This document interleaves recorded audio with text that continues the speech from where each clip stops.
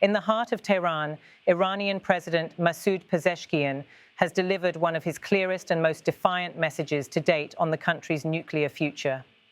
Speaking before cameras, Pezeshkian firmly rejected European efforts to revive the so-called Snapback sanctions mechanism, portraying it as both illegitimate and fundamentally unjust.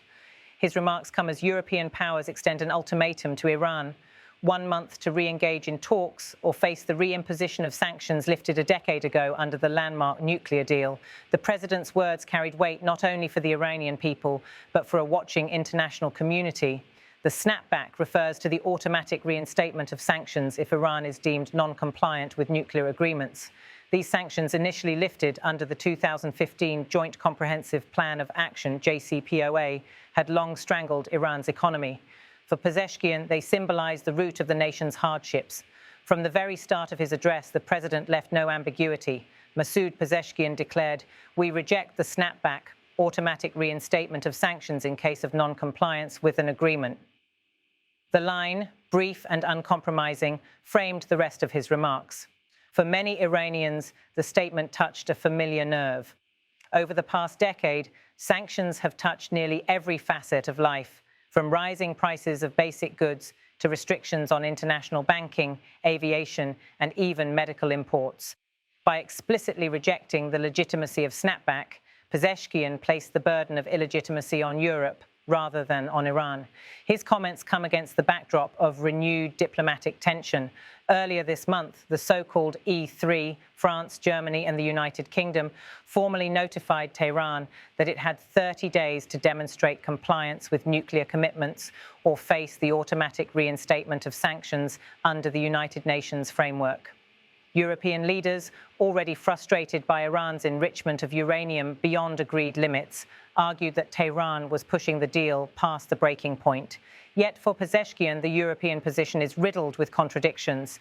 He said, "But when the Europeans, who themselves violate many laws, claim that Iran has not respected a framework, the world does not recognize their claim as truth." This quote not only challenged Europe's credibility, but framed Iran as the aggrieved party. In his view, Europe has consistently failed to uphold its own side of the agreement, particularly in providing Iran with the promised economic relief. Indeed, since the US withdrawal from the JCPOA in 2018 under former President Donald Trump, European nations have struggled to shield their companies from American secondary sanctions, leaving Tehran with little of the deal's intended benefits. The president doubled down on the illegitimacy of the mechanism itself. Pezeshkian stated, "We do not recognize the legitimacy of their use of the snapback, automatic reinstatement of sanctions, in case of non-compliance with an agreement."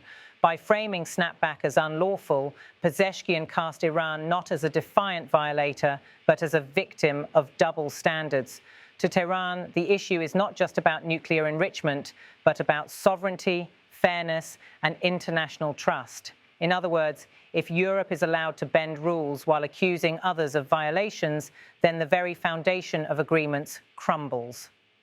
Perhaps the most telling moment in Pezeshkian's remarks came when he turned to the domestic impact of sanctions. He asked, "Who said the snapback automatic reinstatement of sanctions in case of non-compliance with an agreement was not important?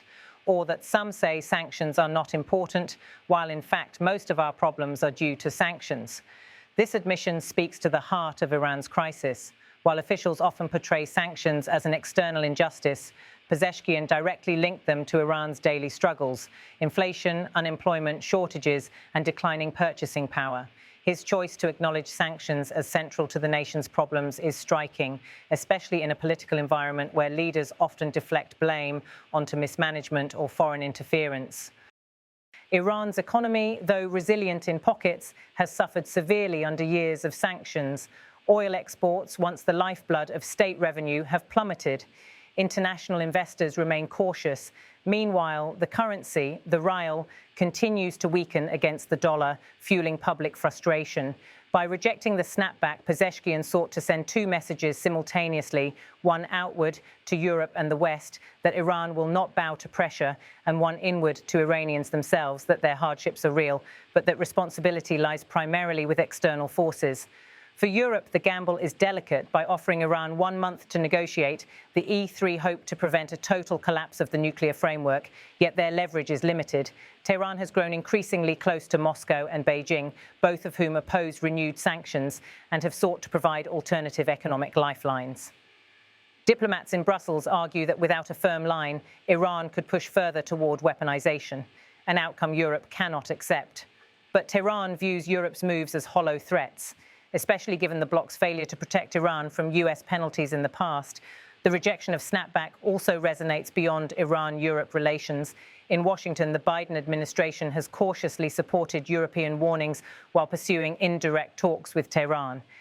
In Tel Aviv, Israeli officials continue to push for harsher measures, insisting Iran's nuclear advances pose an existential threat.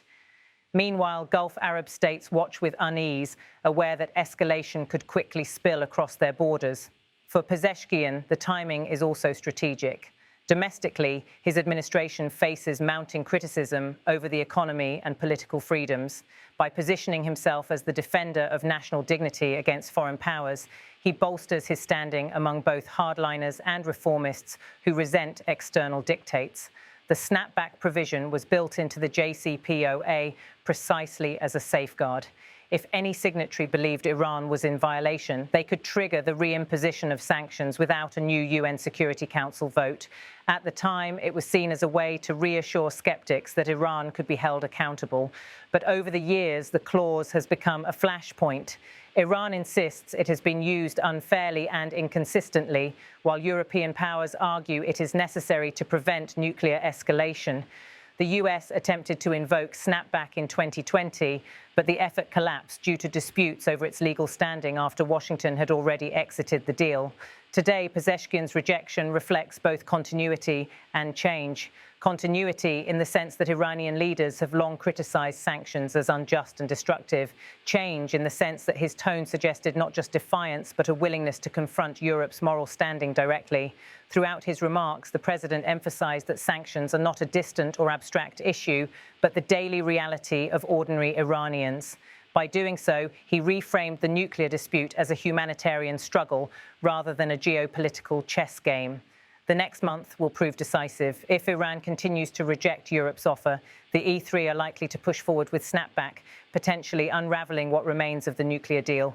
Such a move would deepen Iran's isolation, heighten tensions in the Middle East, and complicate US efforts to stabilize the region. For now, Pezeshkian has staked his position clearly. He has told both his people and the world that Iran will not accept what it sees as illegitimate mechanisms. The burden now shifts to Europe to decide whether to enforce its ultimatum or seek another path. We reject the snapback, but when the Europeans, who themselves violate many laws, claim that Iran has not respected a framework, the world does not recognize their claim as truth. We do not recognize the legitimacy of their use of the snapback. Who said the snapback was not important, or that some say sanctions are not important, while in fact most of our problems are due to sanctions? اون تئوریایی که میگن آقا مثلا تحریم هیچ مهم نی، خب الان این مشکلاتی که ما داریم همش زایده تحریمه.